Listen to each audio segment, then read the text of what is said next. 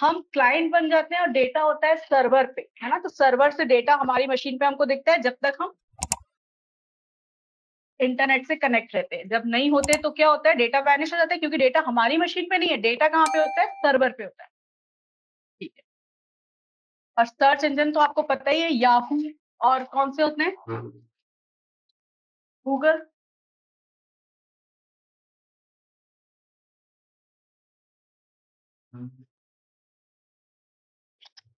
ठीक है। ब्राउजर्स क्या होते हैं,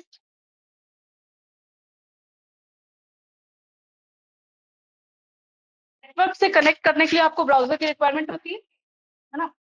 कौन सा ब्राउजर यूज करते हैं आप लोग?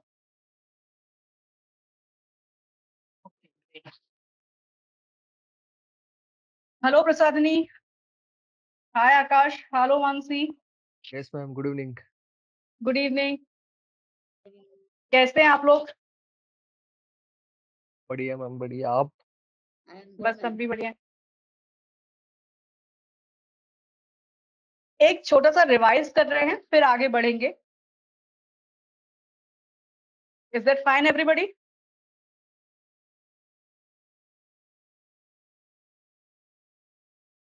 ओके। अब अगर बात करते हैं कि वेब पेजेस बनाना है, तो वेब पेजेस कैसे बनाने वाले हैं आप, है ना, क्या टेक्नोलॉजी इसके लिए रिक्वायरमेंट है ना। तो सबसे पहले तो क्या चाहिए, HTML चाहिए, CSS चाहिए और जावास्क्रिप्ट चाहिए।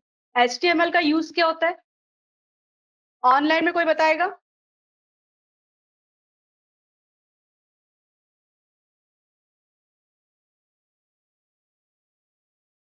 मेरी आवाज आ रही है ऑनलाइन में सबको?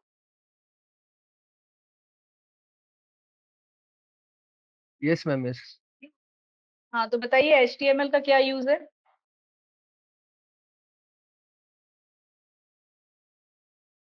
वेबसाइट।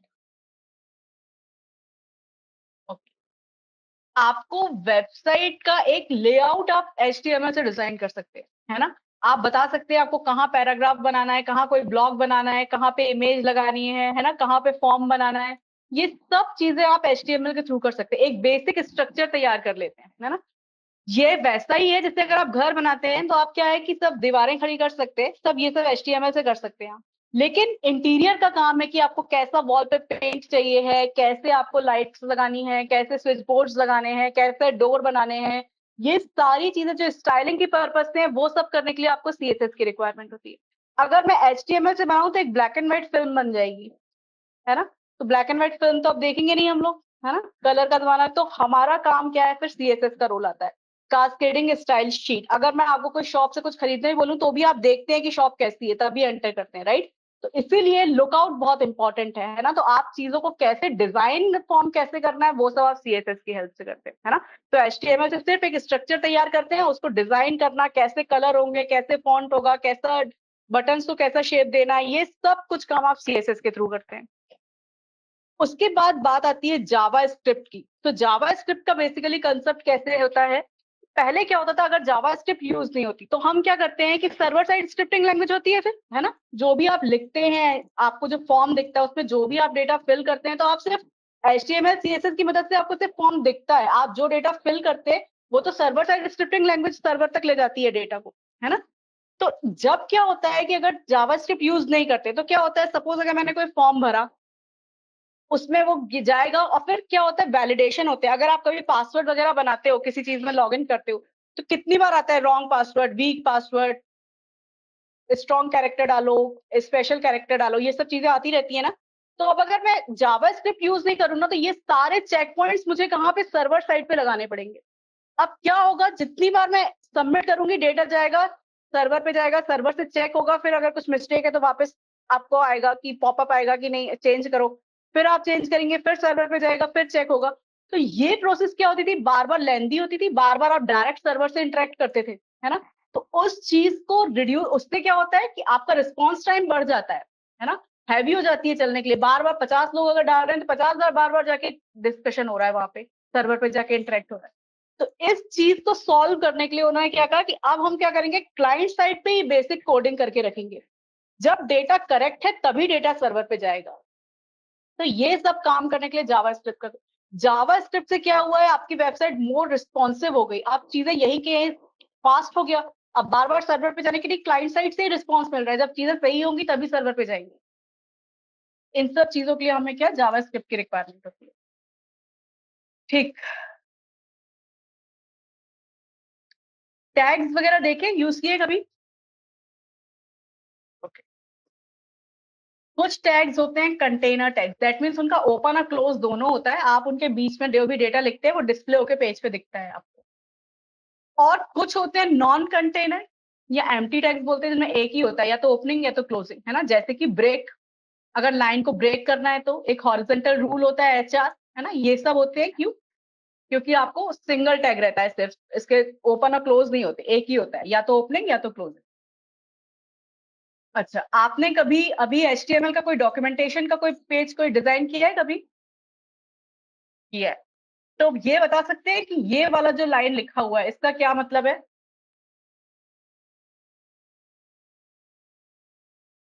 ओके फाइन, है ना। आप HTML का ओपन और क्लोज तो बनाते ही हो, वो तो सिंगल वाले जो दिख रहे हैं आपको, ये वाला है ना, ये तो आपके कंटेनर का पूरा काम करता है। जब आप लिखते हैं doc type HTML, that means ये रिप्रेजेंट करता है कि आप HTML5 यूज कर रहे हैं, है ना। HTML5 का रिप्रेजेंटेशन है ये।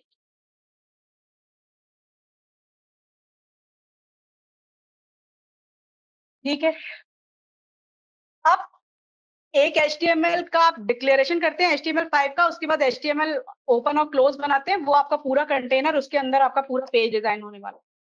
उसमें दो सेक्शन होते हैं, हेड सेक्शन और बॉडी सेक्शन। हेड सेक्शन का क्या टास्क होता है?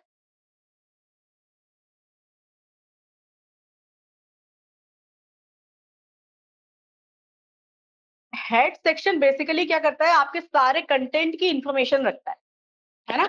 आप हेड सेक्शन में जो भी चीजें लिखते हैं वो पेज पे शो नहीं होती, वो सब पेज के बारे में इंफॉर्मेशन रहती है। जैसे कि अगर मैंने हेड सेक्शन है, तो जैसे मुझे अगर कोई हेडिंग लिखना है तो मैं बॉडी सेक्शन में बनाऊंगी हेडिंग, है ना। और हेडिंग को कैसी स्टाइलिंग वगैरह देना है वो मैं हेडिंग हेड सेक्शन में डिक्लेयर करूंगी, फिर आगे जाएंगे तो आपको पता चलेगा।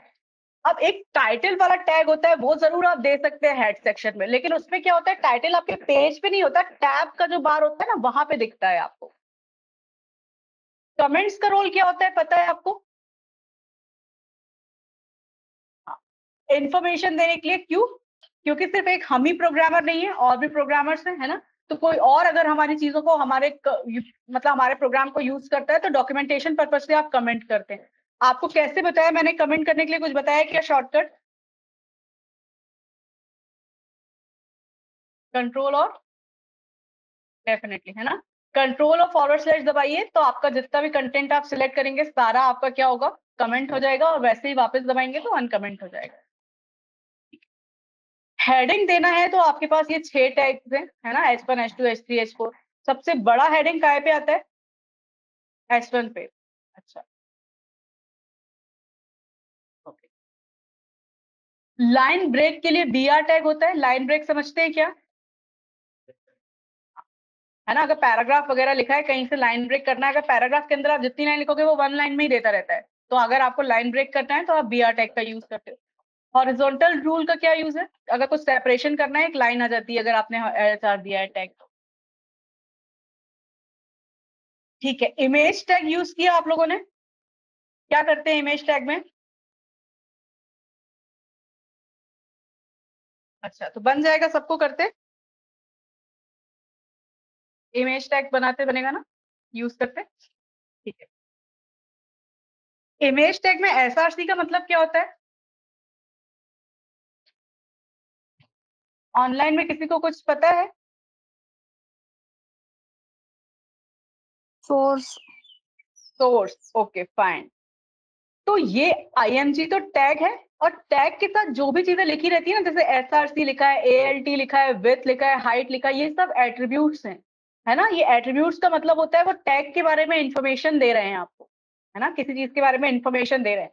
तो अगर मैं इमेज लगा रही हूँ तो ऑब्वियसली अगर इमेज लगा रही हूँ तो मुझे सोर्स में बताना पड़ेगा कौन सी इमेज लगा रही हूँ, है ना, तो वो दिया है। ऑल्ट का क्या मतलब है यहाँ पे? अल्टरनेटिव टेक्स्ट, है ना। अगर हमारा किसी वजह से इमेज शो नहीं होता तो ये मैसेज प्रिंट होके दिखता रहेगा आपको। ठीक है, विड्थ और हाइट तो पता ही है आपको, है ना।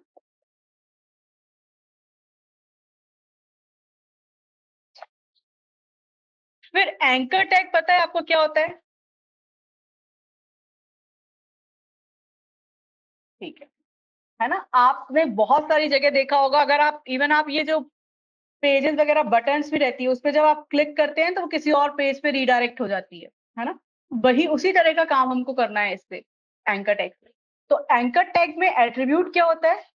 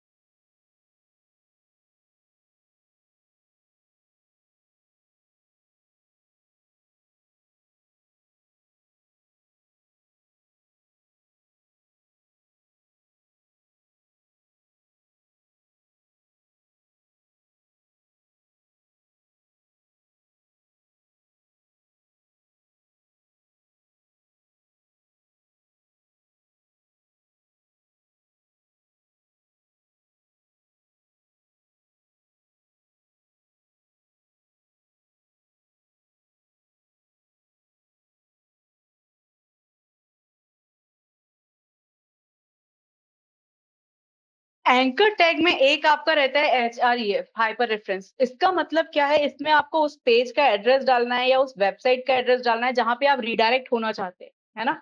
और दोनों टैग के बीच में आपको वो लिखना है जिसपे आप क्लिक करने से पेज पे रिडायरेक्ट होंगे, है ना? तो ये सब चीजें आपको घर पे जाके करके देखना है एक बार, है ना? जिन्होंने करके देख ली उनका तो ठीक है। अब यहाँ पे एक और एट्रीब्यूट आप डाल सकते हैं, टारगेट। तो टारगेट में दो वैल्यूज एक्सपेक्टेड हो सकती हैं, एक सेल्फ, तो सेल्फ तो डिफॉल्ट ही होती है, नहीं डाला तो भी चलेगा। दूसरी होती है ब्लैंक, अंडरस्कोर ब्लैंक। इसका मतलब क्या होता है कि अगर मैंने यहाँ पे इसके बाद सेट किया टारगेट अंडरस्कोर ब्लैंक, तो दैट मीन्स क्या होता है कि अब जब भी मैं इस लिंक पे क्लिक करूंगी वो एक दूसरे टैब में ओपन होगा, है ना? एक दूसरे विंडो पे ओपन हो जाएगा। तो ये इनके रोल्स रहते हैं।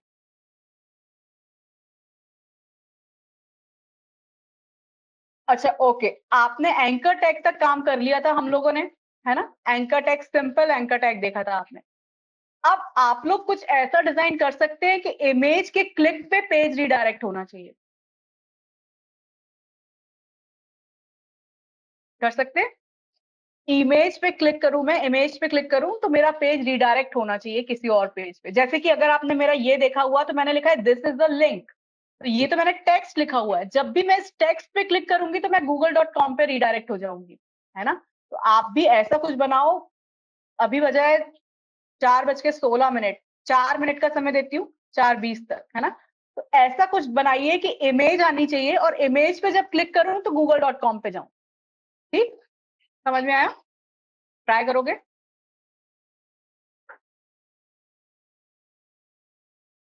ऑनलाइन पे सब लोगों को समझ में आया? Yes ma'am, yes. ठीक है, ट्राई करेंगे सब लोग। ओके।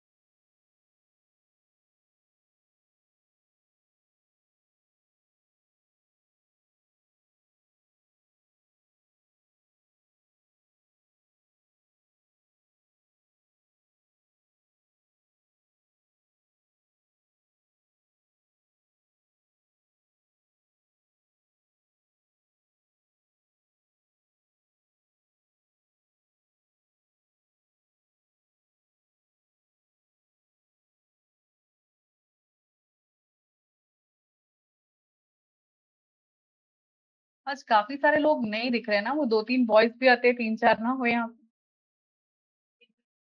हाँ। हाँ। ओके।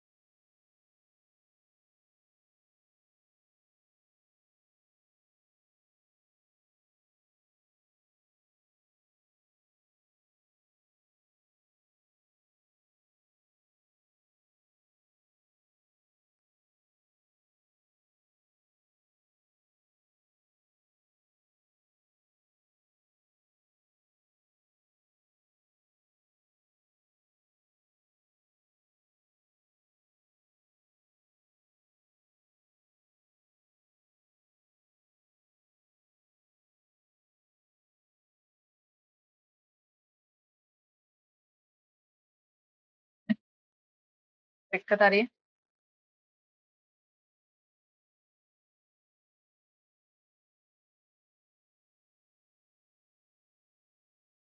ऑनलाइन में हुआ किसी का?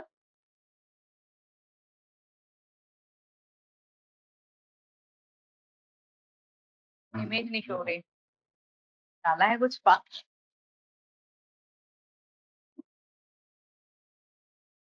मुझे तो बहुत ज्यादा ब्राइट की आदत है।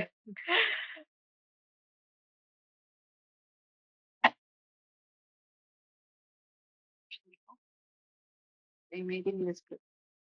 ओके, इमेज पे नहीं डिस्प्ले हो रहा, देखिए बस। बोर्ड पे था ना। यस मैम, हो गया। हो गया, ग्रेट। एक इमेज बनाया तुमने यहाँ पे, पाउडर जेपीजी है।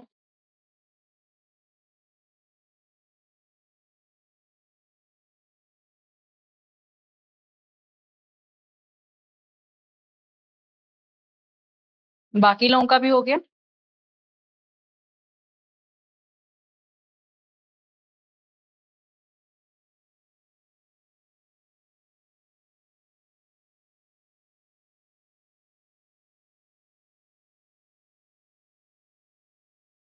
नहीं। तो एक एंकर टैग का क्लोज बनाओ ना वहाँ पे, कॉम के पास। वो हटा दिया।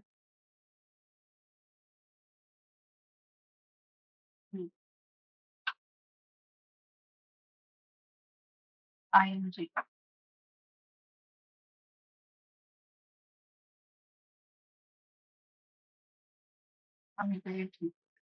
सेव पे है इसको।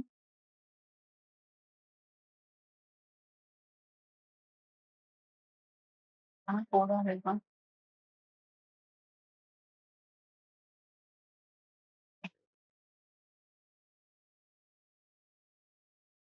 ये बाहर है ना, और ये टेस्ट के अंदर बना है फोल्डर तुम्हारा, इमेज वाला। ये लैंडस्केप का है। हाँ, तो टेस्ट। हाँ, या तो फिर यहाँ पे टेस्ट लिख दो, उसके पहले हैशटैग लगा के। हितेश, हो गया? देखूं मैं? Very good.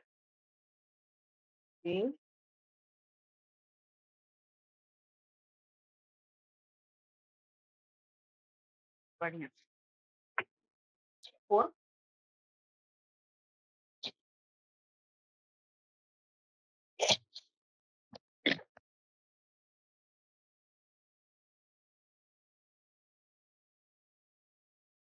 चलिए, ऑनलाइन में किसी का हुआ? प्रसादनी मानसी।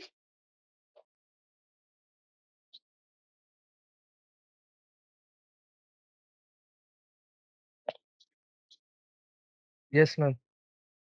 आकाश का हुआ है, बस बाकी लोगों का।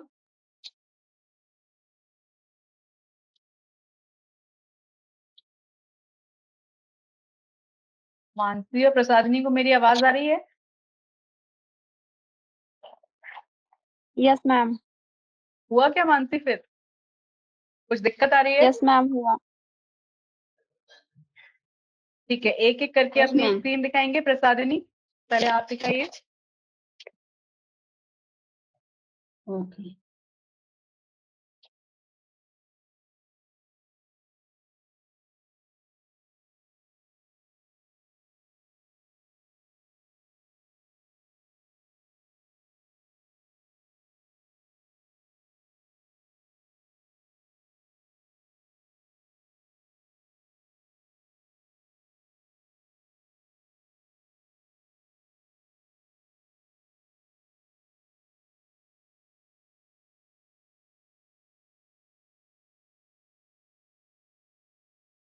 नहीं हो पा रहा है क्या प्रसादिनी, मतलब स्क्रीन शेयरिंग? मैम हुआ है। अच्छा, पर मुझे नहीं, स्क्रीन में नहीं दिख रहा, अभी शेयर नहीं हो रही। ओके।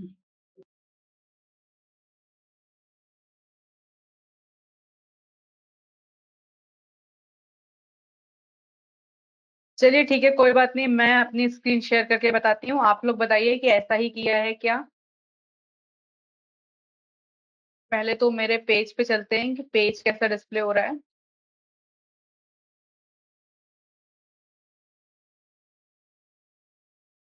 ये तो मेरा पेज डिस्प्ले हो रहा है, इस पे ये मेरी इमेज एक आई है, और मैंने अगर इमेज पे क्लिक करूं तो मैं google.com पे जा रही हूँ, है ना। ऐसे ही मैंने बनाया है। अब मैं अगर इसको जाके देखूं कोड पे,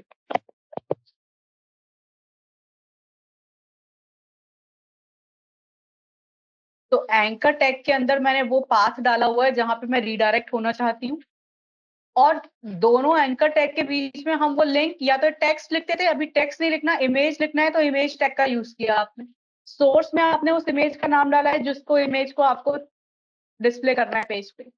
और एक अल्टरनेटिव टेक्स्ट भी डाला है, अगर आपकी इमेज नहीं है किसी वजह से तो अल्टरनेटिव टेक्स्ट आपको मिल जाएगा। बाकी स्टाइल में आपने हाइट और विड्थ वगैरह जो भी डालना है डाला। तो ऐसा ही कुछ किया है आप लोगों ने भी, सबने ऑनलाइन में भी सबने? Yes ma'am. चलिए ग्रेट।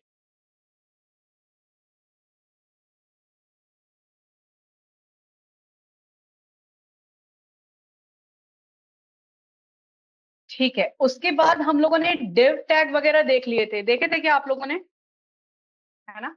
तो डिव टैग बाय डिफॉल्ट कैसे होते हैं, ब्लॉक एलिमेंट्स होते हैं। जितने अगर डिव बनाओगे तो डिव पूरा स्पेस ऑक्यूपाई कर लेगा, बीच में नीचे आते जाएंगे स्टेप, है ना। तो ऐसा होता है, अगर आपने डिव में एक छोटा सा कुछ भी कंटेंट भी लिखा हुआ है तो भी वो पूरी विड्थ आपकी ब्लॉक करके रखेगा। आप जो दूसरा कंटेंट डालोगे वो नीचे ही नीचे आते जाएंगे, राइट। तो ये उसका एक ड्रॉबैक भी है, लेकिन आगे जाएंगे तो सीएसएस के थ्रू आपको पता चलेगा कि इस प्रॉपर्टी को हम मैनिपुलेट भी करेंगे आगे जाके। उसके बाद आपके पास क्या है, और एक चीज है जो आपको बताते हैं, ये एट्रीब्यूट्स आपको आते जाएंगे धीरे धीरे बीच बीच में, जहां जहां पे आएंगे हर टैग के साथ कुछ ना कुछ मिलता जाएगा। तो वो सब मैंने आपको बोला है कि आप कॉपी के लास्ट पेज में एक पेज लिखो और उसपे जो भी एट्रीब्यूट्स आते जाएंगे ना वो लिखते जाओ धीरे धीरे। तो क्या होगा कि जब आपका कोर्स कंप्लीट होगा तब तक एक जगह पूरे एट्रीब्यूट इकट्ठे हो जाएंगे, है ना। अब जैसे कि यहाँ पे आपको जो स्टाइल दिख रहा है ना, यहाँ लिखा हुआ, ये एक तरह का एट्रीब्यूट ही है आपका, है ना। तो बट इसकी खासियत क्या है कि स्टाइलिंग के लिए यूज हो रहा है स्पेसिफिकली, है ना। तो सीएसएस का पार्ट है ये। जब आप सीएसएस देखेंगे तो आपको पता चलेगा कि एक तरह का सीएसएस का पार्ट है ये, ठीक। उसमें आपने दिया है बॉर्डर ब्लैक सॉलिड 10 पिक्सल। अगर आप ये नहीं देते ना तो क्या होता है कि डिव बन तो जाता है आपका लेकिन दिखता नहीं है। पर अभी तो हमको क्या है कि सिर्फ डिव को देखना था, इसलिए हमने ये दिया था, तो आपको एक बॉक्स बन के दिख रहा होगा, है ना। ये किया था सबने ना। अब जो ये होता है आपका स्पैन टैग है वो इनलाइन है। इनलाइन है मतलब वो लाइन का ऐसा नहीं है कि ये पूरी लाइन ब्लॉक करता है, ऐसे नहीं करेगा। अगर मैंने लिखा है आई एम इन और फिर स्पैन के अंदर कुछ डाला है तो स्पैन के अंदर क्या किया मैंने, 3RI लिखा है। और 3RI में अगर कुछ इंप्लीमेंट करना है तो मैंने वो स्पैन के अंदर लिख के लिख दिया। तो अब क्या होगा, सिर्फ 3RI में ये जो भी है मैंने डाला वो इंप्लीमेंट हो जाएगा, नेक्स्ट लाइन पे भी नहीं जाऊंगी, ठीक। तो ये मतलब है इसका। उसके बाद हम लोगों ने कुछ टेक्स्ट फॉर्मेटिंग देखे थे, देख लिए थे सबने सारे करके?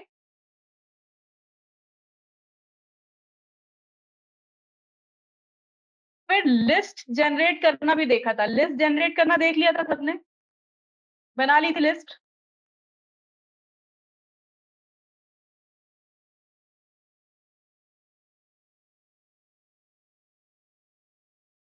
तो मैं इस खामोशी को हाँ समझूं?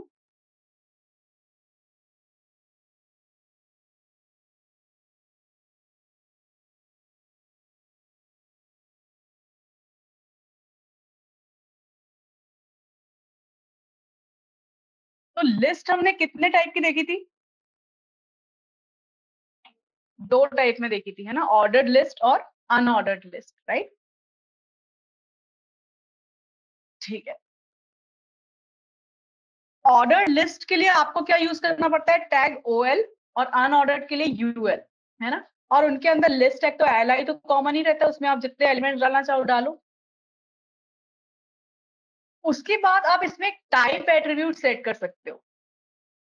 किसमें कर सकते हो? ऑर्डर्ड लिस्ट में, है ना? तो ऑर्डर्ड लिस्ट में अगर आप बाय डिफॉल्ट अगर कुछ नहीं डालते तो क्या होता है? 1 2 3 4 मिलता है क्या? ये क्वेश्चन है कि अगर ऑर्डर्ड लिस्ट में टाइप नहीं डालती तो क्या मिलता है? नंबर्स मिलते हैं क्या? क्या कहना है आपको इस बारे में? नंबर्स आते होंगे, ओके फाइन, ठीक है। पर ये सब प्रैक्टिस करके देखना है बार बार, है ना? तो ऑर्डर्ड लिस्ट में अगर बाय डिफॉल्ट आपने टाइप नहीं असाइन किया तो नंबर्स मिलते हैं, लेकिन अगर आप चाहें तो टाइप असाइन कर सकते हैं। टाइप असाइन करने से जिस तरह का टाइप आपको चाहिए उस तरह का आपको मिल जाएगा, है ना?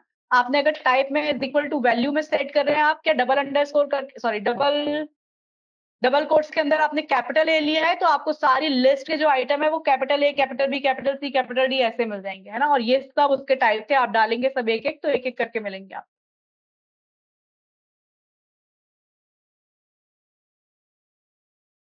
और अनऑर्डर्ड लिस्ट में क्या करते था? क्या ऑप्शन थे उसमें हमारे पास? और नहीं डालते तो क्या मिलता था बाय डिफॉल्ट? बुलेट मार्क्स जो होता है ना, डॉट। अगर हमने कुछ नहीं असाइन किया है अनऑर्डर्ड लिस्ट में तो बाय डिफॉल्ट बुलेट मार्क्स मिलते हैं हमको। और अगर हमने डिफाइन करना है तो आप सर्कल, स्क्वायर ऐसे वैल्यू डाल सकते हो तो वो आपको पॉइंट मिलेंगे करके।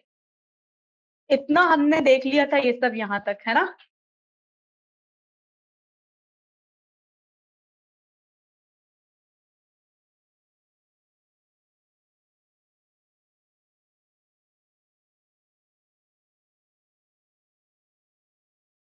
फिर कुछ बात हुई थी हमारी सिमेंटिक टैग्स के बारे में। सिमेंटिक टैग्स बेसिकली कहाँ से मिले हमको? HTML5 में मिले, है ना? ये कहते हैं कि बाय, मतलब इनको आप यूज करो तो नेम से समझ में आएगा कि आप कहाँ पे क्या चीज कर रहे हो, है ना? हेडर सेक्शन, मतलब आपको कुछ हेडिंग्स वगैरह डालना है तो आप हेडर में डालोगे। नेविगेशन का मतलब होता है नेविगेट करना, मतलब किसी के क्लिक पे किसी और पेज पे जाना, रीडायरेक्ट होना। जो आप होम, अबाउट अस ये सब देखते हो ना, वो सब नेविगेशन होते हैं। सेक्शन कुछ स्पेसिफिक पार्ट बनाया, उसमें कुछ डेटा डालना है, कुछ पैराग्राफ बनाना है, article, section, aside, footer. Footer का पार्ट इंपॉर्टेंट है। फुटर क्या होता है? बेसिकली जो नीचे सबसे लास्ट में नहीं है तब हर वेबसाइट के, कि कई बार ऐसा होता है कि हर पेज में फुटर पार्ट सिमिलर ही रहता है। नीचे लिखा रहता है कॉपीराइट और ये और वो कुछ कुछ करके लिखा रहता है, तो वो सब चीजें हम फुटर में डालते हैं।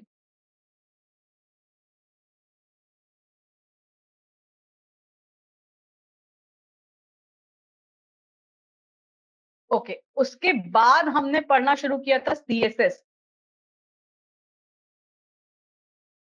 तो याद है CSS किसी को? कुछ कोई बताएगा?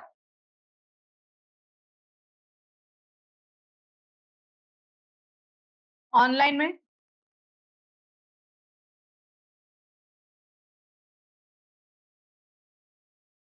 ठीक है। जैसे अभी स्टार्टिंग में हमारा डिस्कशन हुआ ही था कि CSS का यूज क्या हो रहता है बेसिकली हमारे पेज को स्टाइलिंग देने के लिए, है ना? तो वही काम है यहाँ पे इसका। अगर एक बेसिक से सिंटेक्स की बात करें तो सिंटेक्स कैसा होता है? जितने भी आप वहां टैग्स वगैरह यूज करते हैं ना, बॉडी सेक्शन में जो भी टैग्स वगैरह आप यूज कर सकते हैं, वही सारे टैग्स जो रहते हैं वो यहाँ आके क्या बनते हैं? आपके सिलेक्टर बन जाते हैं, है ना? जैसे अगर मैंने वहां हेडिंग यूज की, अब मुझे हेडिंग को कुछ स्टाइल करना है कि बाय डिफॉल्ट तो हेडिंग का क्या होता है, ब्लैक कलर से ही दिखती है ना। सपोज मुझे अगर कलर चेंज करना है हेडिंग का, जरूरी नहीं कि हर पेज पे आपको हेडिंग ब्लैक कलर की ही मिले, है ना। तो मुझे लगे कि अगर नहीं मुझे चेंज करना है तो फिर मैं क्या करूंगी, स्टाइलिंग प्रोवाइड करूंगी। बाय डिफॉल्ट जो डेटा है उसको चेंज करवा रही हूँ मैं स्टाइलिंग करके। बाय डिफॉल्ट ब्लैक कलर की मिलती है ना हेडिंग, कुछ और कलर की मिलती है क्या? ठीक। तो बेसिक एक सिंटेक्स कैसा रहता है लिखने का, जो ये H1 लिखा है ये मेरा सिलेक्टर है। सिलेक्टर का पर्पस ये है कि मुझे बताना है कि इस H1 पे जाके ये डेटा अप्लाई करो जो मैं बता रही हूँ। ठीक। उसके बाद करली ब्रैकेट्स लगाए, और करली ब्रैकेट्स के अंदर आपको जो प्रॉपर्टी देना है आप वो दे सकते हैं। और देने का तरीका कैसा है, प्रॉपर्टी लिखा, कोलन लगाया, वैल्यू किया, और भी प्रॉपर्टी देना है तो सेमी कोलन लगाइए, फिर प्रॉपर्टी लिखिए, वैल्यू लिखिए। ऐसे करके देने का तरीका है। अब एक चीज जो है खास वो ये है कि CSS का इम्प्लीमेंटेशन जो होता है वो 3 तरीके से होता है ना। इनलाइन, इंटरनल और एक्सटर्नल। ठीक। इनलाइन देख लिया था क्या हम लोगों ने करके, तीनों देख लिए थे। ओके, हाँ, कम इन, कहाँ रह गए थे आप? ओह ग्रेट, तुम्हें घर जाके याद आया? हाँ नहीं, आप समझ गए।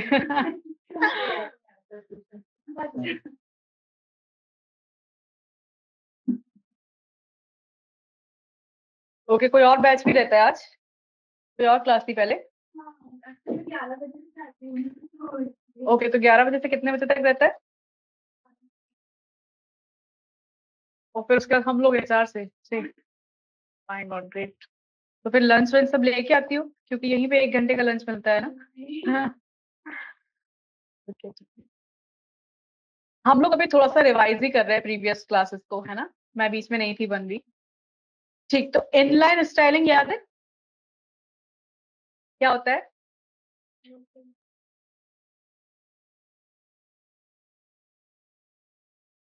है ना, सेम पेज में भी क्या होता है, इनलाइन में आप किसी पर्टिकुलर एलिमेंट में जाके ही स्टाइलिंग लिख देते हो, है ना। अभी आपने जो देखा था, जो स्टाइल यूज करके आप कर रहे थे ना, ये आपने देखा है, मैंने बोला था स्टाइल एट्रीब्यूट है, जो हम जाके देखेंगे जब हम CSS पढ़ेंगे तब, है ना। तो ये इनलाइन का मतलब है कि जहां रिक्वायरमेंट हो गई वहीं पे आपने लिख दिया, है ना। अब ये जो स्टाइलिंग है वो इस पर्टिकुलर इस H1 के लिए ही है। अगर मल्टीपल H1 भी होते तो वो सिर्फ इसी पे इम्प्लीमेंट होगी, क्योंकि उसके अंदर ही लिखी है ना, उसी टैग के अंदर, है ना। तो ये पर्पस रहता है। और अगर आप बात करें तो सबसे हाईएस्ट प्रायोरिटी इसी की होती है। अगर और भी तरह के CSS इम्प्लीमेंट हो गए तो सबसे इम्प्लीमेंट लास्ट वाला यही होगा, सबसे हाईएस्ट प्रायोरिटी रहती है इसकी। उसके बाद बात करते हैं इंटरनल की। तो इंटरनल की क्या बात होती है खास, कि अगर आपको उसी पेज के डेटा के लिए है तो आप हेड सेक्शन के अंदर स्टाइल टैग लगा के लिख सकते हैं, है ना। अब क्या है कि मैंने बॉडी के अंदर ही, अगर मुझे इसी पेज के लिए सिर्फ स्टाइलिंग करना है तो मैं क्या करूंगी, सबसे पहले तो थोड़ा सा फॉन्ट साइज इंक्रीज करूंगी।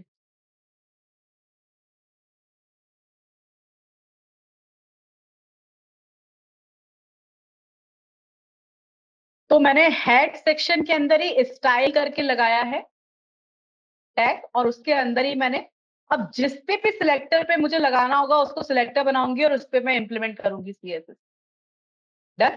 तो अभी यहाँ पे तो मुझे क्या, मैंने बॉडी पे ही लगा दिया पूरे, तो बॉडी पे क्या इंप्लीमेंट कर सकती थी, बैकग्राउंड कलर, तो बॉडी का बैकग्राउंड कलर चेंज हो जाएगा। तो ये बैकग्राउंड कलर जो है वो क्या हो गई, प्रॉपर्टी, और जो पिंक है वो क्या हो गई, वैल्यू, है ना। तो ये सब बैकग्राउंड कलर ये आपको लिख के रखना है पीछे, है ना। तो ये सब आपके धीरे धीरे करके पूरी प्रॉपर्टी CSS की इकट्ठी हो जाएंगी, है ना।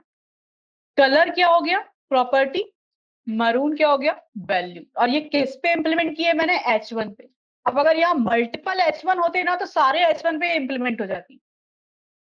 डन। तो H1 क्या हो गया मेरा यहाँ पे, सिलेक्टर, और ये मेरी प्रॉपर्टी और वैल्यू। डन।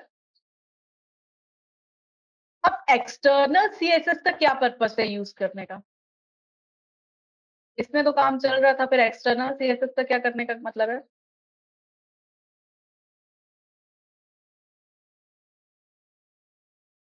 बेसिकली हम लोग जो भी कुछ कर रहे हैं ना, सब कुछ इसलिए कर रहे हैं कि कोड की लेंथ कम रहनी चाहिए, है ना। वो ज्यादा प्रोडक्टिव होना चाहिए, ज्यादा से ज्यादा चीजें इंप्लीमेंट हो जाए छोटे से कोड से, है ना। तो आप एक्सटर्नल स्टाइल शीट में क्या होगा, अगर आप देखिए तो बहुत सारे वेबसाइट्स में होता है, हेडर सेम होता है, फुटर सेम होता है, बीच का कंटेंट चेंज होता रहता है, ऐसा भी होता है ना।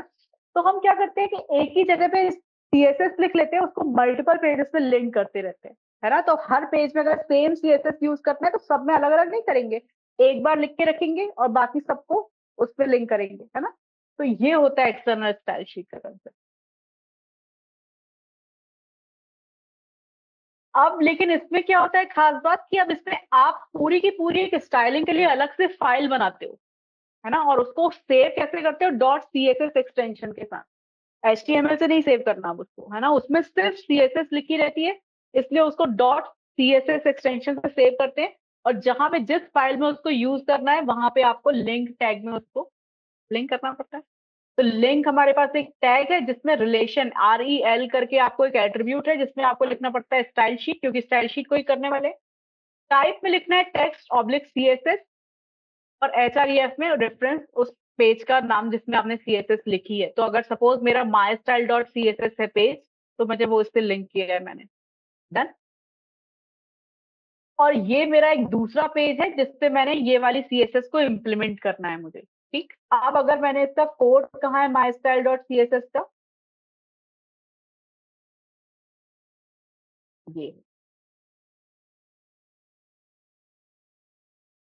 डन। इसमें मेरा क्या रहेगा, सारा का सारा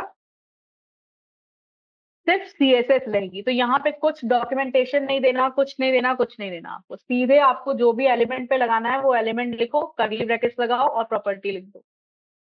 तो ये सब किया था सबने।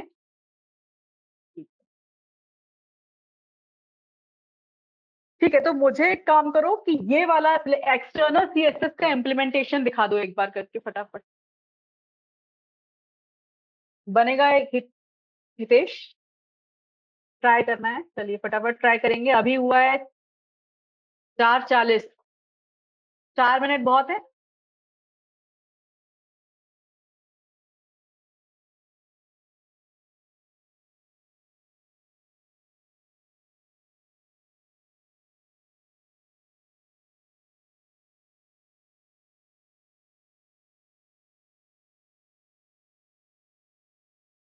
सब लोग ऑनलाइन वाले भी कर रहे हैं इम्प्लीमेंट। Yes ma'am. ठीक है, जैसे ही हो जाएगा तो बताएंगे सब लोग।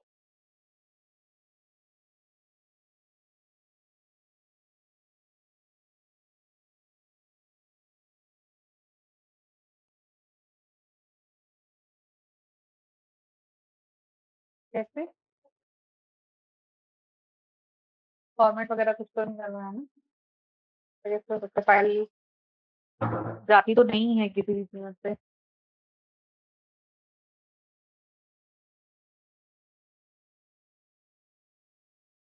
ओके, यहाँ से क्लोज करो इसको और वहां पे जाके देखो एक बार जो प्रॉपर फोल्डर बना हुआ है।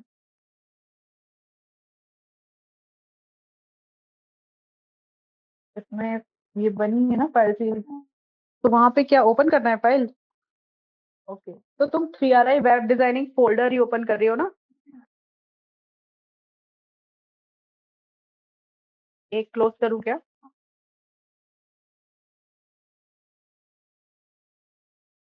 ओपन फोल्डर है, फोल्डर बताओ कहाँ पे है तुम्हारा वो।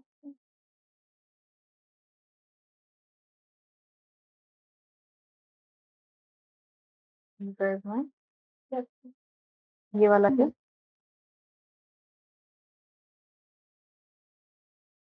आ गई।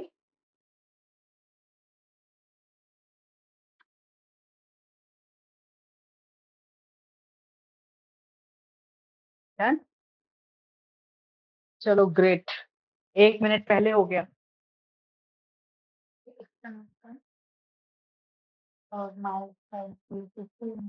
और इम्प्लीमेंट होके दिखाओ पेज पे रन करके।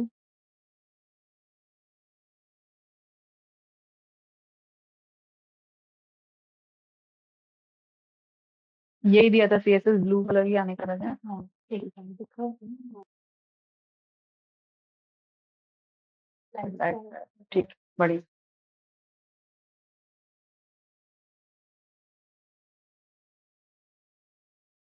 CSS बना लिया, ठीक है ठीक है, ओके फाइन, ठीक, दिखाती हूँ।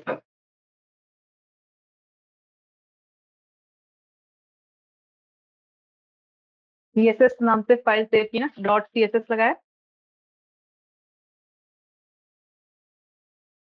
देखिए लिंक टैग में क्या लिखा है आपने। दिशा का हुआ, पुराना कोड तो निकाल के नहीं दिखाने वाली हो ना?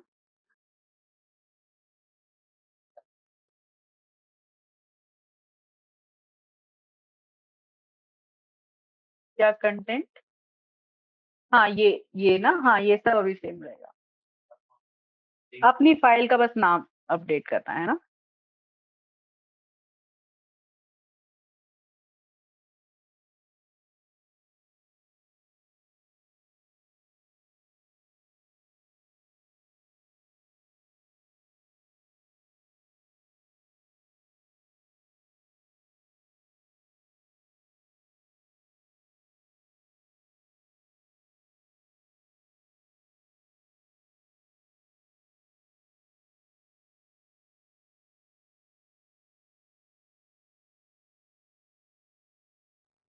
Done?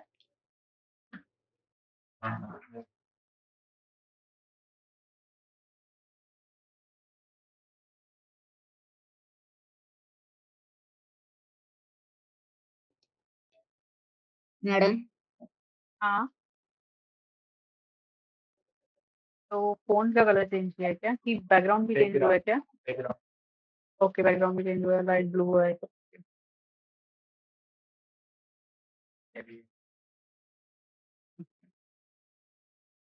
हाँ बोलिए प्रसादिनी, कुछ बोल रही हैं?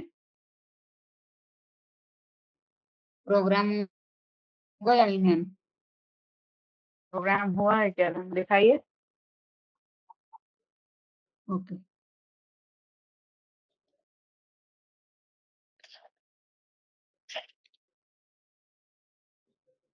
स्क्रीन शेयर करूँ? हाँ स्क्रीन शेयर करिए।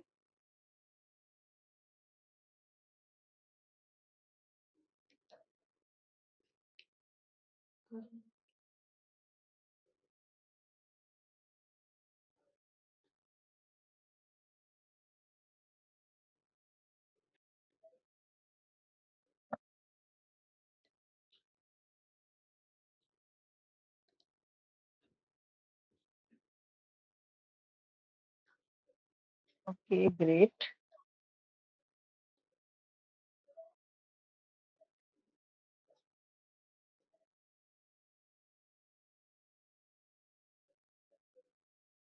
ग्रेट।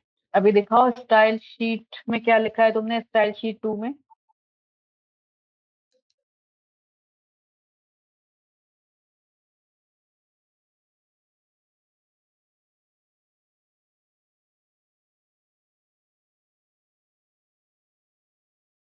स्टॉप हुआ है अभी प्रसादिनी, आपका एग्जीक्यूशन प्रॉपर हो रहा है प्रसादिनी, कलर चेंज हो रहा है, यस सब चीजें मैम। इम्प्लीमेंट हो रही है CSS। मानसी आपका क्या स्टेटस है? हुआ मैम मेरा भी। स्क्रीन शेयर करोगी क्या एक बार? मैम मैं लेक्चर मोबाइल पे कर रही हूँ। ओके ठीक है।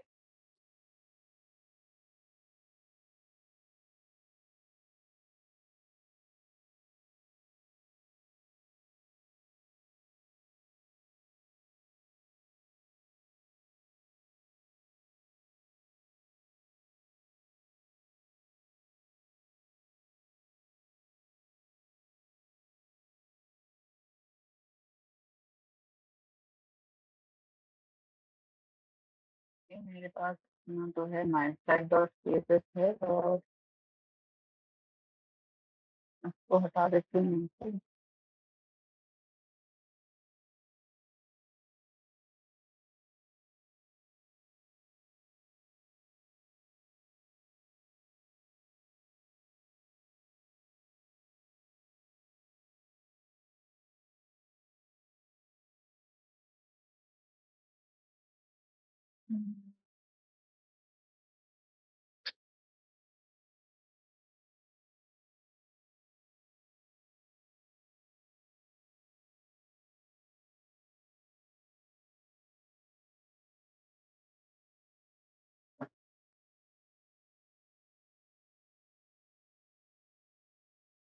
कुछ ऐसा।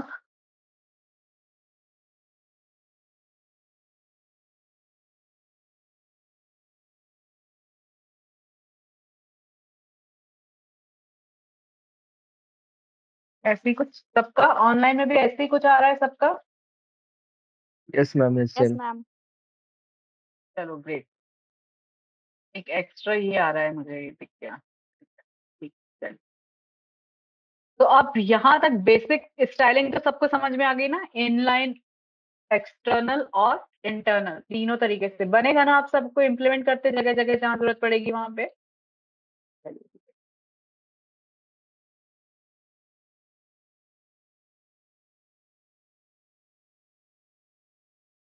Okay.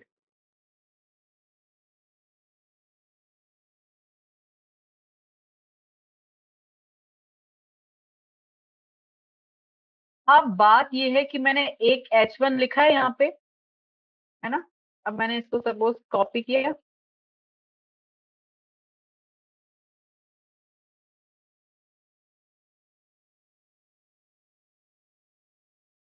this is heading 2, this is heading 3, this is heading 4, 1। अभी मैंने इसको कंट्रोल एस सेव किया।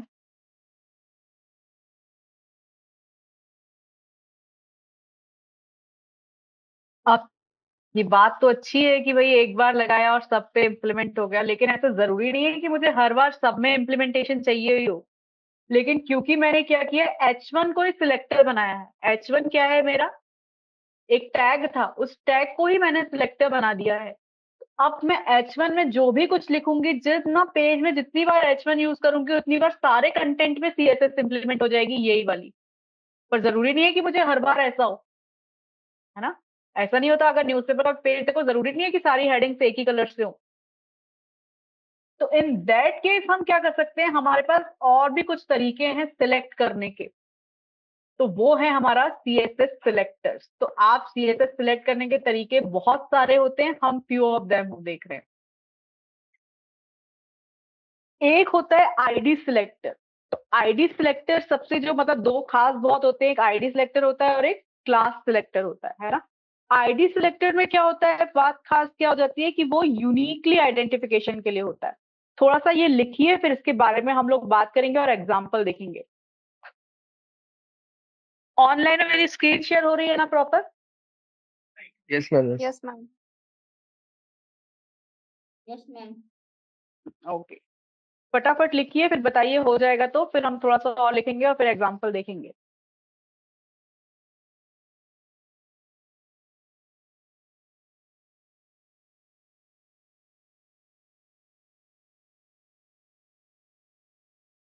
ये लिख लिया था। ओ तो बताइए सब लोग, आईडी सिलेक्टर हो गया था क्या, इम्प्लीमेंटेशन भी देखा था उसका। ओके, तो ऑनलाइन वाले ये तो हो गया है हम लोगों का।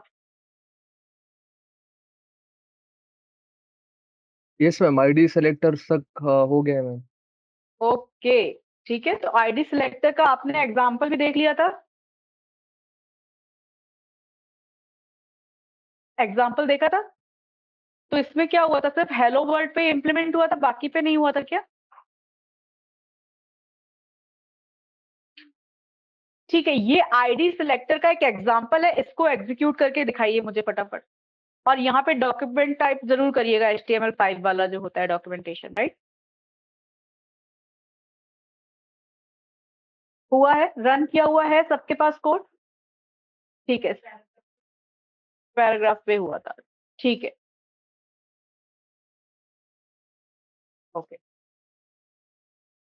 तो क्लास सिलेक्टर नहीं हुआ था, है ना। तो अब इसके बारे में लिखिए, फिर हम लोग बात करते हैं।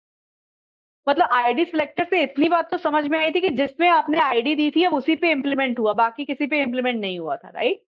ठीक है, अब ये है दूसरा एक हमारे पास तरीका, क्लास सिलेक्टर।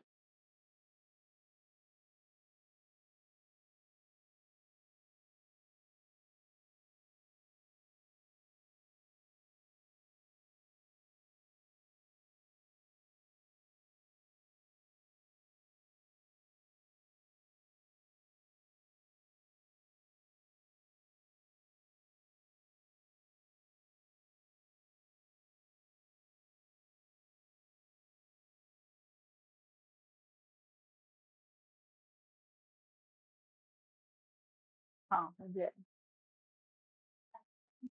अच्छा ओके, आपको कॉल आ रहा है क्या? ठीक है, मैं बता देती हूँ ले आती हूँ।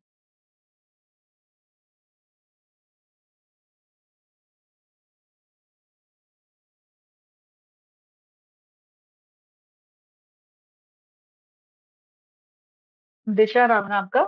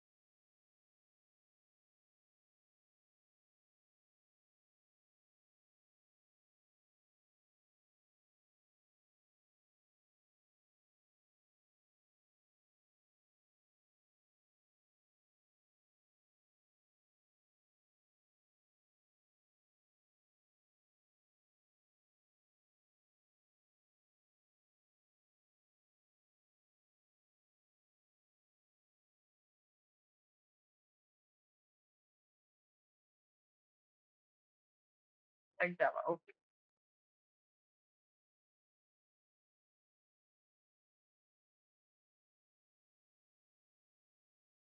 साइमल्टेनियसली चलते जाएगा, सीएसएस भी और एचटीएमएल भी।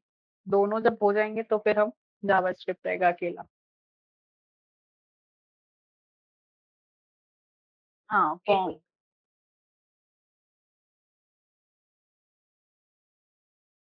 तो आपका सिर्फ टेबल ही हुआ है ना, टेबल जनरेट करते बनने लगा ना।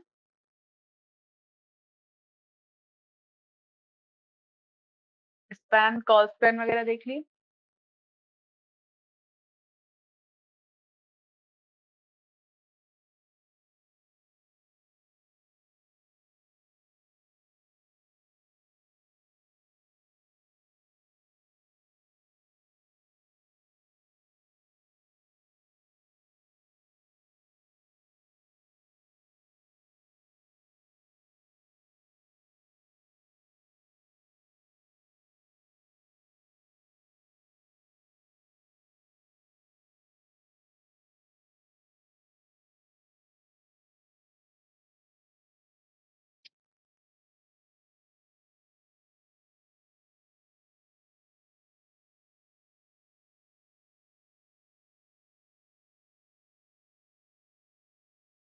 आप काय पे एग्जीक्यूट कर रहे हो, वीएस कोड पे।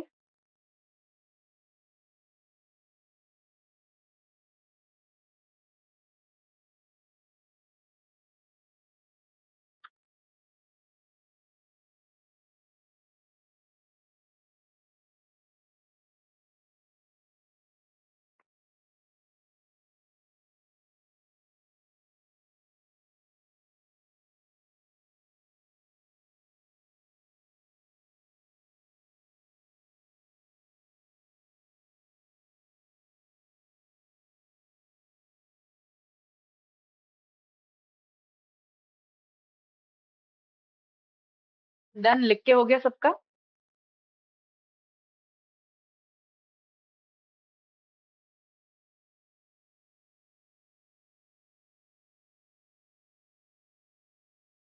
जो भी सिलेक्टर बनाते हो उनका यूज तो इंटरनल के लिए और एक्सटर्नल के लिए ही होता है ना। इनलाइन में तो झंझट ही नहीं है सिलेक्टर की, तो इसके अंदर ही लिखते हो आपको।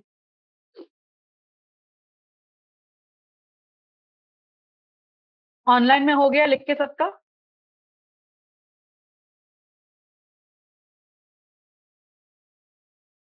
Yes ma'am. चलिए एग्जीक्यूट करके देख लिया।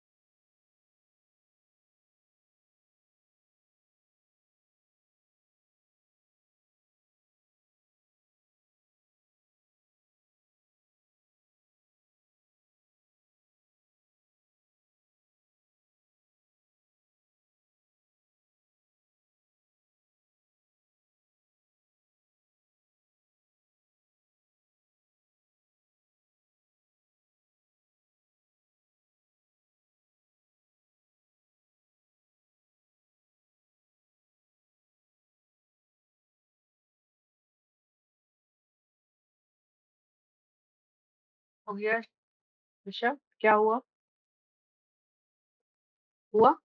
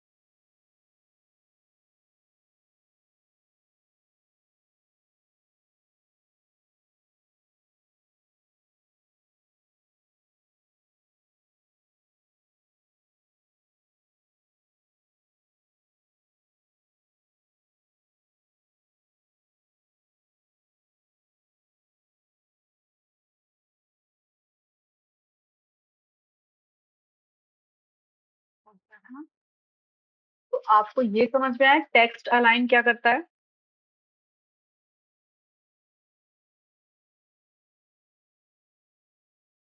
पोजीशन टेक्स्ट का चेंज करता है, राइट? तो ये सब चीजें आपको क्या करना है, लिख के रखते जाना है बैक पे ना, लास्ट पेज पे। तो क्या होगा, सारी प्रॉपर्टीज एक जगह मिल जाएंगी। क्योंकि क्या होता है, जब इतनी सारी हो जाती है ना बाद में, तो ध्यान नहीं रहता कौन सी केस से क्या हो रहा है, राइट?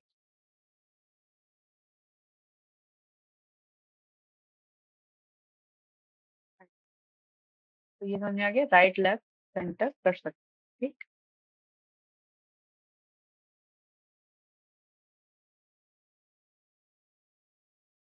दोनों पे इम्प्लीमेंट हुआ है ना, जो भी क्लासेस थी हमने जिसमें दोनों में क्लास इम्प्लीमेंट की है, तो दोनों पे इम्प्लीमेंट हो गया। हुआ ऐसे आपका भी अनुराधा? ऑनलाइन में सबका? Yes ma'am.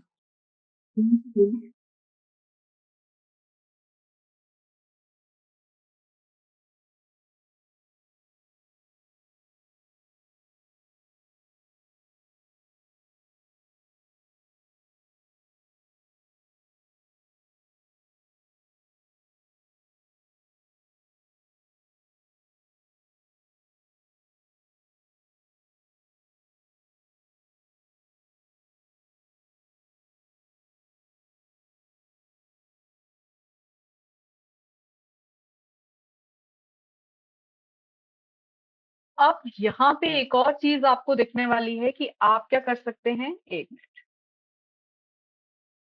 अभी तक आपने देखा था कि दो एलिमेंट पे आप सेम क्लास इंप्लीमेंट कर रहे थे, है ना? मतलब आप मल्टीपल एलिमेंट पे सेम क्लास इंप्लीमेंट कर सकते हो, कोई दिक्कत नहीं है ना? एक क्लास बनाया और उसपे कुछ हमने सीएसएस लिखी और उसको जितने एलिमेंट्स पे H1 पे चाहिए तो H1 पे, P1 पे चाहिए तो P1 पे, सब पे आप इंप्लीमेंट कर सकते हो। वैसे ही आप क्या कर सकते हो, दो क्लासेस बनाओ तो दो क्लासेस भी किसी एक एलिमेंट पे भी इंप्लीमेंट कर सकते हो। मतलब यहाँ पे आपने क्या किया, अगर आप एग्जांपल देखेंगे तो यहाँ पे देखिए, एक क्लास बनाई है सेंटर और एक क्लास बनाई है लार्ज, और इंप्लीमेंट किस पे कर रहे हैं, पैराग्राफ पे। तो पैराग्राफ पी डॉट सेंटर लिखा है मैंने, अभी तक सिर्फ डॉट करके लिख रही थी, अब मैंने क्या बताया कि पैराग्राफ पे इंप्लीमेंट करना है, इसलिए पी डॉट सेंटर।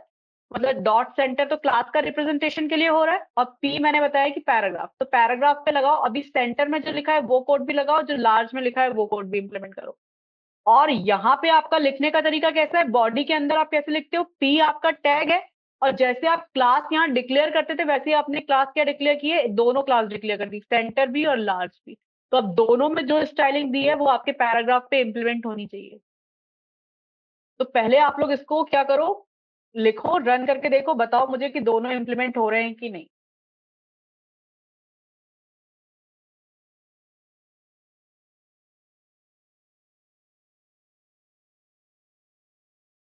एक मिनट।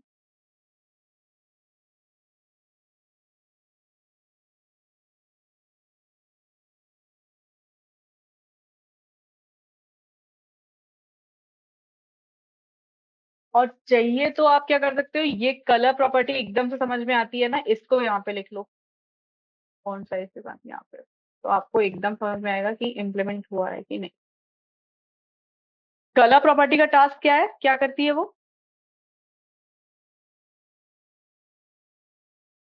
फॉन्ट का कलर चेंज करती है।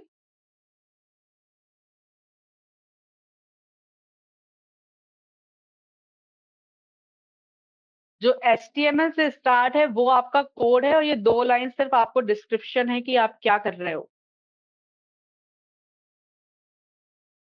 मतलब जितनी मर्जी चाहे मल्टीपल क्लासेस आप किसी एलिमेंट पे इम्प्लीमेंट कर सकते हो।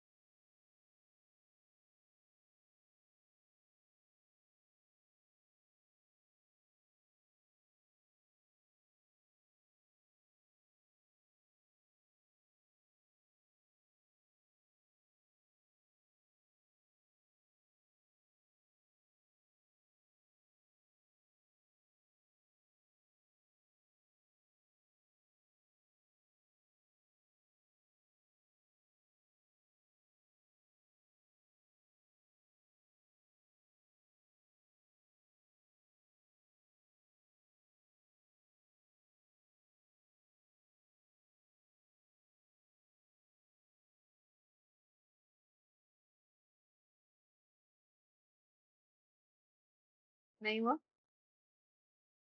हुआ?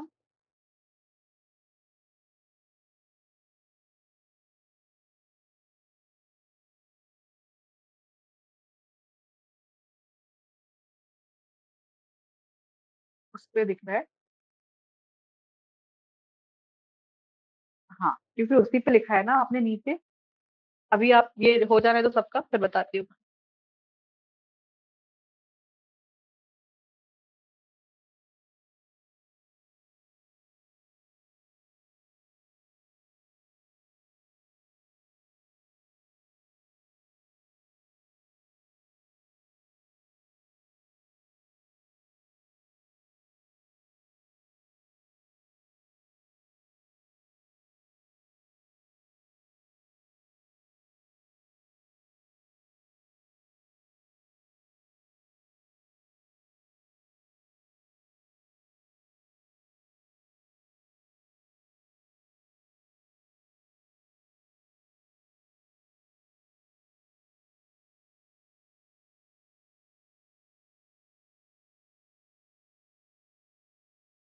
ऑनलाइन में हो जाएगा, लिख के तो बताइए, फिर मैं भी एग्जीक्यूशन स्टार्ट करूँ।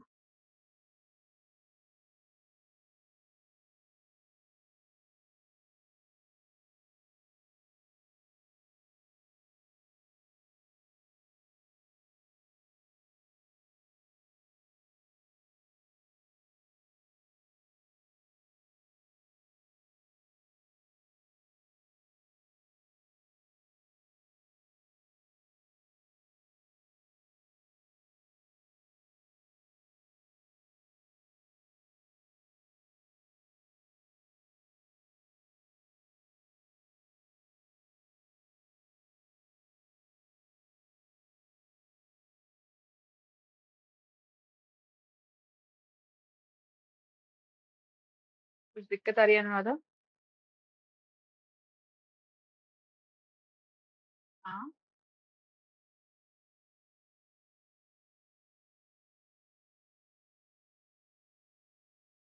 ठीक है, एक बार मैं देखूंगी। ऐसे ही लिखा है कोड की कुछ चेंज किया है?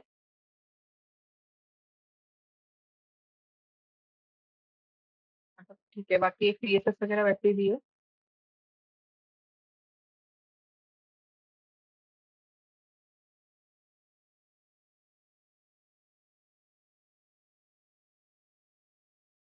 ऑनलाइन में हो गया सबका?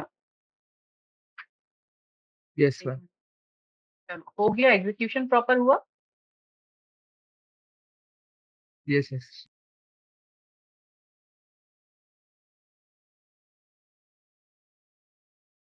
आकाश का एजुकेशनल बैकग्राउंड इसका है क्या? कंप्यूटर साइंस का है क्या? BCA ma'am, BCA. BCA, okay. किस ईयर के पास आउट हो? Sorry ma'am. किस ईयर के पास आउट हो? अभी रिसेंटली पास तो आउट हो क्या? Yes yes ma'am, 23। Okay, great.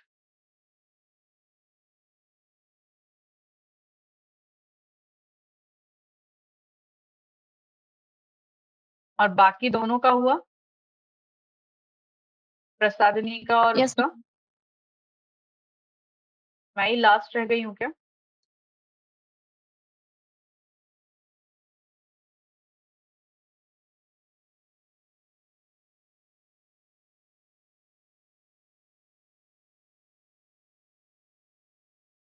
Hitesh का हो गया? हितेश, दोनों इम्प्लीमेंट हो रहे हैं?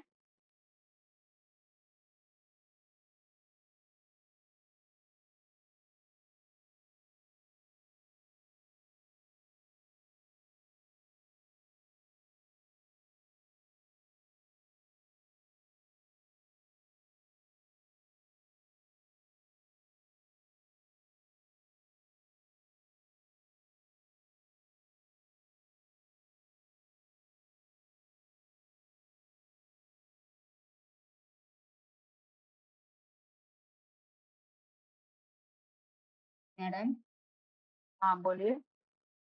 प्रोग्राम हो गया ये। डन हो गया, चलो बढ़िया। दोनों चीजें इम्प्लीमेंट होके दिख रही हैं कोड पे। ओके। एग्जीक्यूशन होके दिख रहा है, एग्जीक्यूट जो भी हो रहा है वो।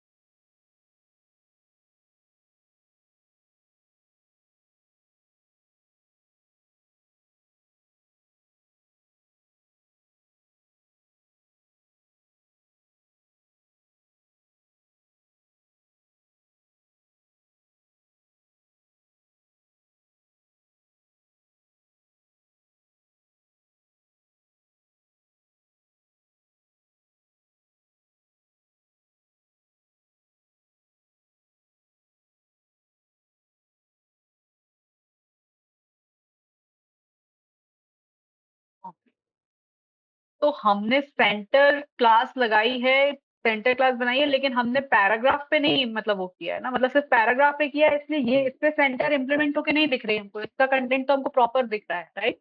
क्योंकि हमने इस पे इम्प्लीमेंट नहीं किया है अभी, है ना? और जो पैराग्राफ में है उसमें हमने सेंटर इम्प्लीमेंट किया और उसी में हमने लार्ज भी इम्प्लीमेंट किया, तो लार्ज के अंदर से कोड हमको रेड करके मिल रहा है, और क्या हो रहा है, सेंटर में अलाइनमेंट भी मिल रहा है दोनों पैरा। अच्छा, ओके। और अगर आपने पहला वाला जो लाइन नंबर 17 पे मेरा पैराग्राफ है, उसपे मैंने सिर्फ सेंटर इंप्लीमेंट की है क्लास, तो सेंटर से सिर्फ मुझे टेक्स्ट अलाइन सेंटर मिला है ना? कलर चेंज नहीं हुआ है मेरा। कलर मेरा इसलिए चेंज हुआ है क्योंकि इसमें अलाइनमेंट भी चेंज हुआ और कलर भी चेंज हुआ। क्यों? क्योंकि इसमें मैंने दोनों क्लासेस इंप्लीमेंट की है। तो ऐसा ही कुछ आउटपुट मिल रहा है कि आप लोगों को भी, है ना? इस पे कुछ इंप्लीमेंट नहीं किया, इसलिए ये अपना एज इट इज जहां था वहीं पे है, ठीक है? ऑनलाइन में भी ऐसे ही आउटपुट मिल रहा है सबको? Yes ma'am, same. Yes ma'am. चलो ग्रेट। मैम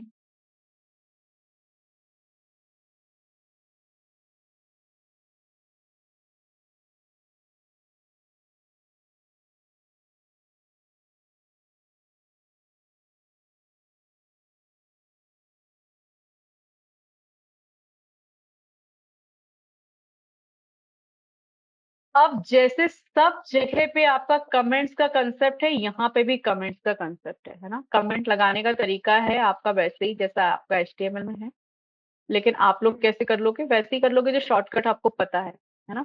तो आप सिर्फ कमेंट्स हेडिंग डाल लो और सिर्फ ये साइन बना के रख लो अपने पास।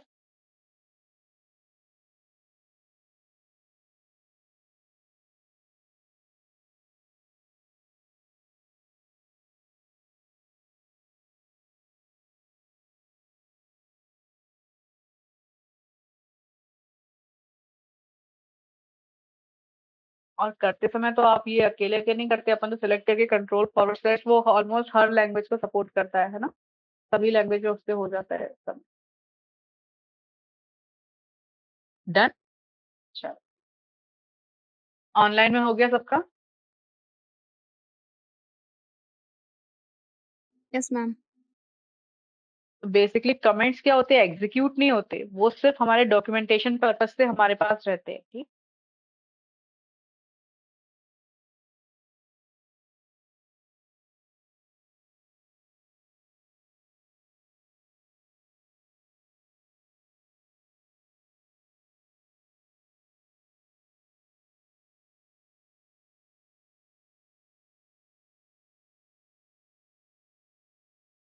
अब हम लोग जा रहे हैं देखने के लिए टेक्स्ट की फॉर्मेटिंग करने के लिए। तो टेक्स्ट की फॉर्मेटिंग में एक अलाइनमेंट तो देख लिया आपने, टेक्स्ट का कलर भी देख लिया, और भी कुछ चीजें हैं, वो सब एक एक एक एक करके हम देखेंगे कि कैसे टेक्स्ट में क्या क्या काम किए जा सकते हैं।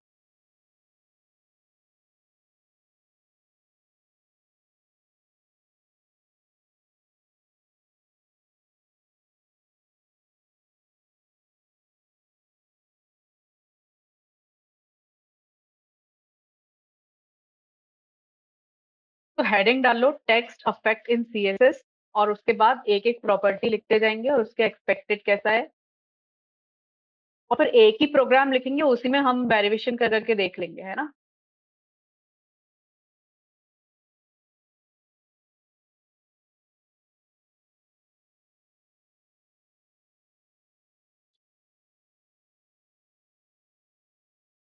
सबसे पहले है आपके पास टेक्स्ट के लिए कलर। तो कलर का नाम देने का तो सबसे पहले है कि आप सीधे स्ट्रेट फॉरवर्ड नेम दे सकते हो, या फिर हेक्साडेसिमल वैल्यू दे सकते हो, या फिर आरजीबी का कॉम्बिनेशन रहता है, रेड, ग्रीन और ब्लू का, उसके कॉम्बिनेशन से भी आप दे सकते हो। लेकिन अगर आप जैसे ही कलर लिखते हो तो वैसे ही आपको ऑप्शंस आने लगते हैं, आप जो भी सिलेक्ट करते हो उससे हो जाता है, ठीक है? तो ये हेक्साडेसिमल वाले नाम याद बात तो नहीं रहेंगे अपन को, अपन तो डायरेक्टली नाम से देते हैं, तो अपन को ऑप्शंस अपने आप आ जाते हैं।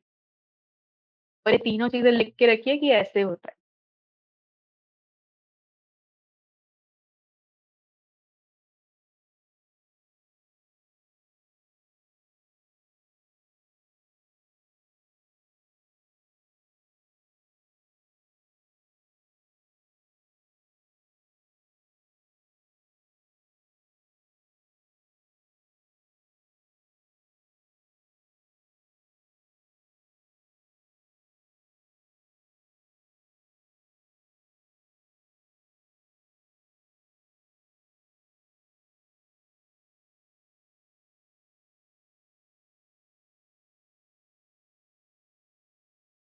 है ना? तो याद रहेगा कि सिर्फ कलर जब आप यूज करते हो तो क्या कलर चेंज हो जाता है?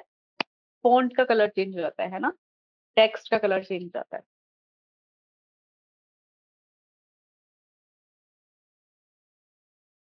तो आप पूरा पूरा कोड लिखने की जरूरत नहीं है ना? आप सिर्फ इतना इतना भी लिखोगे तो आपको पता चल जाएगा ना। सिलेक्टर के साथ ये लिखोगे तो इम्प्लीमेंट करते बनेगा ना नीचे, है ना? तो आप एग्जाम्पल में आप सिर्फ इतना इतना लिखोगे, ठीक। और फिर एक फाइनल का आखिरी कोड बनाएंगे, उसमें एक एक करके अपन एक एक एग्जीक्यूट करके देखेंगे, फिर कमेंट करेंगे, फिर एक एग्जीक्यूट करके देखेंगे, फिर कमेंट करेंगे, ऐसे करेंगे, है ना? बार बार पूरा कोड नहीं लिखेंगे, नहीं तो 6 महीने तक सीएसएस ही पढ़ते रहेंगे, राइट?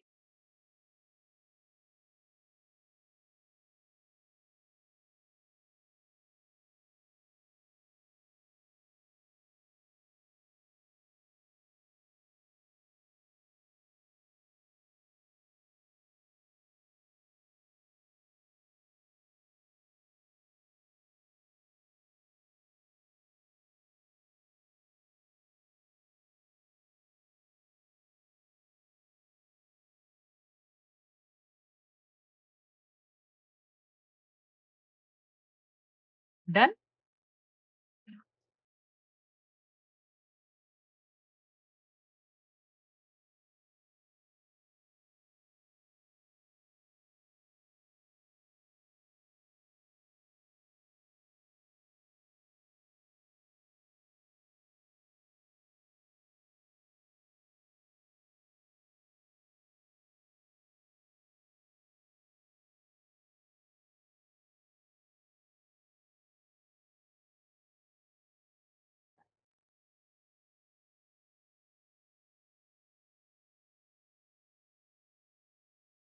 टेक्स्ट अलाइनमेंट के लिए।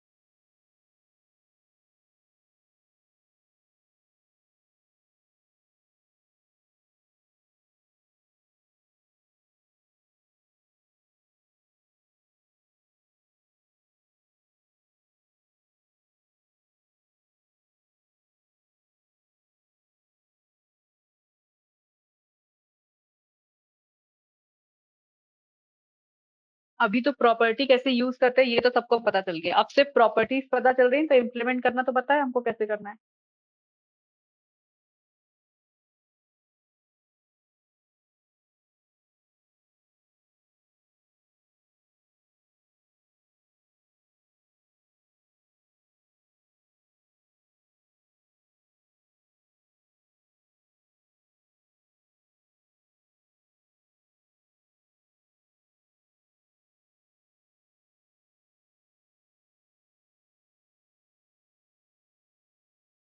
डन। है ना? तीनों इम्प्लीमेंट करके बन जाएंगी, तो आप चाहिए तो इतना पार्ट बस लिखो कि H1 H2 H3 पे आपने इम्प्लीमेंट किया।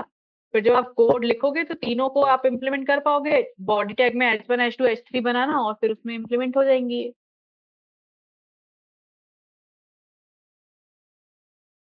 जूम करूँ?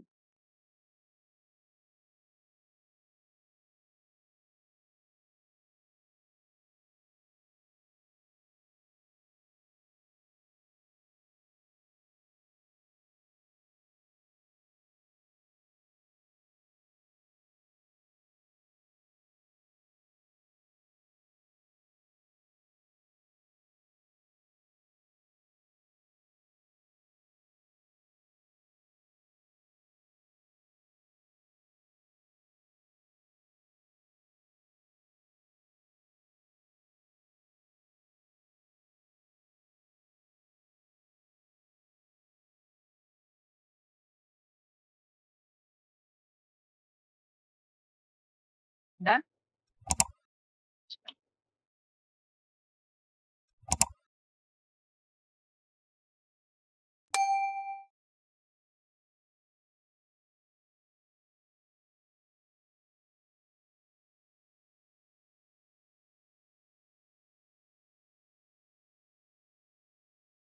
ये भी बनेगा जस्टिफाई।